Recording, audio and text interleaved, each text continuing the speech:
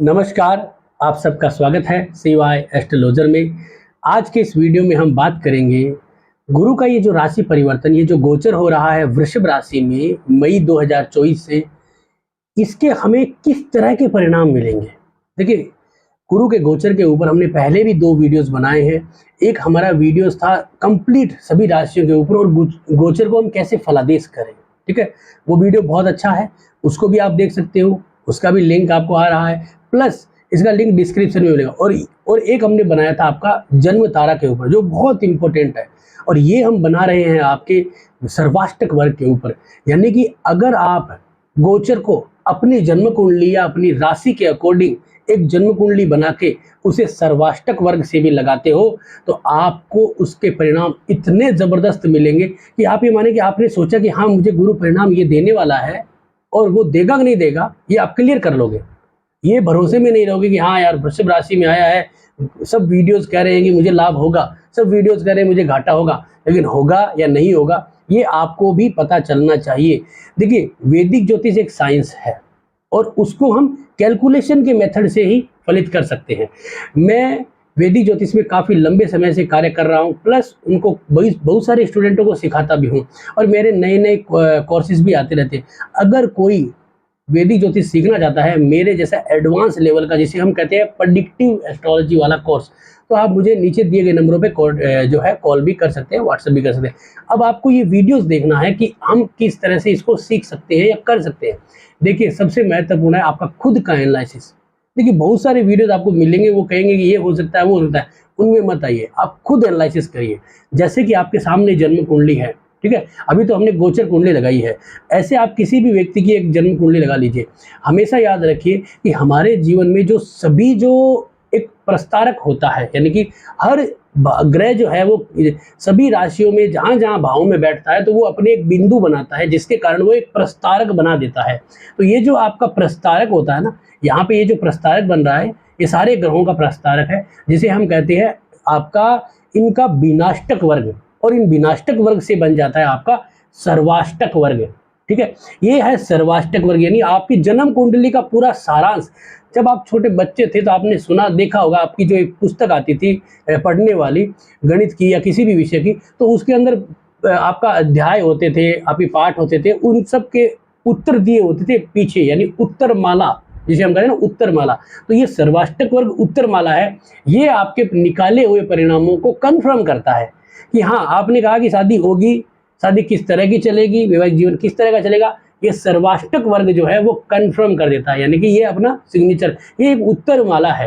तो जब ग्रह का गोचर होता है ना, वो सर्वाष्टक वर्ग पे भी होता है, सर्वाष्टक वर्ग पे भी होता है। तो इसका तात्पर्य क्या है कि हमें जो परिणाम मिलना है ना, वो सिर्फ जन्म कुंडली से नहीं मिलता है, उसके साथ हमारी दशा अंतर्दशा प्लस आपकी जो है वो जन्म तारा, ठीक है ना। मैंने जन्म तारा के लिए एक वीडियोस बनाया था, आपको आई बटन के ऊपर उसका लिंक भी आ रहा होगा, इस वीडियो के डिस्क्रिप्शन में भी वो जो है वो आपको मिल जाएगा।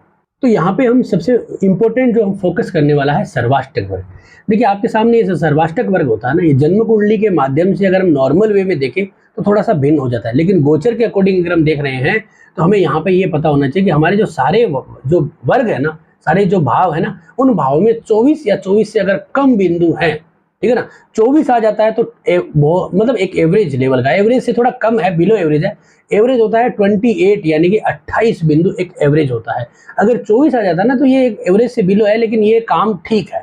जैसे कि यहाँ पे वृषभ राशि में गोचर करेगा, इसके 24 बिंदु है। इसका तात्पर्य क्या है कि इस जातक को भाग्य, अगर ये सोचता है ना कि मेरे अगर भाग्य भाव में गोचर करेगा मेरा भाग्य उदय कर देगा, तो ये इसकी सोच थोड़ी सी कम है। हाँ, कुछ पॉइंट्स मिलेंगे, जैसे कई बार होता है ना कि हमारे सामने कोई ऑफर आता है और हम अपनी मूर्खता से उस ऑफर को ठुकरा देते हैं, फिर पछतावा होता है। तो ऐसे ही कारण होते हैं यहाँ पे हमारे 24 या 20 या 28 बिंदु से। 18-20 होंगे तो आएगा ही नहीं ऑफर, 24 होगा तो आपके सामने ऑफर आएगा, और आपके सामने से क्या होगा, कई बार तो वो ऑफर पकड़ लोगे, और कई बार जो है वो ऐसा होगा कि यार ये फायदा नहीं है, फिर आप ठुकरा दोगे और आपको फिर नुकसान हो जाएगा, बाद में पछतावा होगा। तो ये 24 बिंदु से होता है। अगर 28 है तो फिर आपको कोई दिक्कत ही नहीं रहेगी, आपके सामने ऑफर आएगा और आप उसे पकड़ लोगे। तो ये होता है आपके अष्टक वर्ग में, जहां पे गुरु गोचर कर रहा है उसके बिंदु कितने हैं, यहां से ही आपको लाभ होगा। सबसे इंपॉर्टेंट पॉइंट यहीं से है, ठीक है। अब उसके बाद जो है कि गुरु की जो दृष्टियां हैं, अब गुरु की एक दृष्टि जो है लगन पे आ रही है, मान लीजिए इसी जन्म कुंडली को आधार बना रहे, मान लीजिए मैं एक नई कुंडली ले लेता हूँ, एक एग्जाम्पल कुंडली ले लेता हूँ, ठीक है। तो जैसे मैंने एक एग्जाम्पल कुंडली ले ली है, ठीक है। अब इसके अंदर जो गुरु गोचर करेगा वो सेकंड हाउस में गोचर करेगा, वृषभ राशि है, सेकंड हाउस में गोचर करेगा।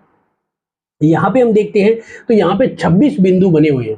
इसका मतलब क्या है कि जो 26 है ना, वो एवरेज जो 28 है उससे कम है, लेकिन ठीक है। इसका मतलब तुम्हारे पास कई सारी अपॉर्चुनिटी आएगी, बस तुम्हें पकड़ना है। हाँ, तुम्हें पकड़ने के लिए थोड़ी मेहनत करनी पड़ेगी, लेकिन तुम पकड़ सकते हो, तुम्हें हाथ आ जाएगी, लाभ होगा।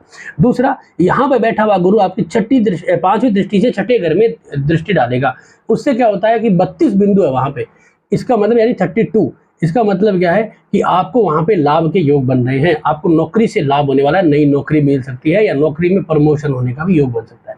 तो ये सर्वाष्टक वर्ग हमें बता देगा, ठीक है। एक दृष्टि सातवें घर में जहां पे 23 बिंदु है, इसका मतलब अगर हम ये सोच के बैठे हैं कि वृषभ राशि के अंदर सेकंड हाउस में गोचर कर रहा है, मुझे अचानक शेयर मार्केट, जुआ सट्टा, लॉटरी से फायदा होने वाला है, तो आपकी गलत फहमी है। क्योंकि आपके अचानक धन प्राप्ति वाले भाव यानी कि इस आठवें घर में 23 बिंदु है, तो आपकी ये सोच गलत है और आपको यहाँ पे लगेगा घाटा और नुकसान, यानी जिसे हम इंग्लिश में कहते हैं लॉस, आपको नुकसान होगा यहाँ पे, ठीक है। इसके बाद एक दृष्टि जो है वो आ जाती है आपके यहाँ पे 9वें घर में, जहाँ पे 28 बिंदु है। तो आपने ये सोच रखा है कि मुझे नौकरी बढ़ेगी, मेरा कर्म बढ़ेगा, क्योंकि देखिए सीधी सी बात है, जन्म कुंडली कभी गलत नहीं होती। आपके छठे घर पे 32 पॉइंट पे दृष्टि है, तो उसका लाभ कर्म पे आएगा, तो 28 बिंदु है वहां पे, तो स्टेटस बढ़ेगा, इसमें कोई दो राय नहीं है, स्टेटस बढ़ेगा। वो आपकी मेहनत है और मेहनत से आपको लाभ मिलता है, वो मेहनताना लाभ है। अचानक जो लाभ है वो 8वें घर से आता है। तो इसका तात्पर्य क्या है कि यहाँ पे गुरु की दृष्टि जो है उससे हमें एक दो दृष्टियों से लाभ है और हमें बाकी लाभ नहीं है। तो यहाँ पे हम ये सोच के बैठे हैं कि हमें जो है बहुत ज्यादा धन प्राप्ति होगा, वो तो नहीं है, क्योंकि सेकंड हाउस में 26 बिंदु है, 28 से कम है। तो हमें वो हमारी मेहनत से जो मिल रहा है वो नॉर्मल रहेगा। और हर आदमी जो है मेहनत से ज्यादा जो है उसमें इंटरेस्ट होता है अचानक धन प्राप्तियों में।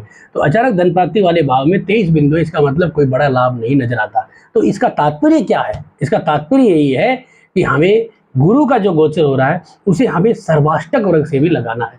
तो अभी तक मैंने 3 तरह के कैलकुलेशन के फलादेश बताए आपको।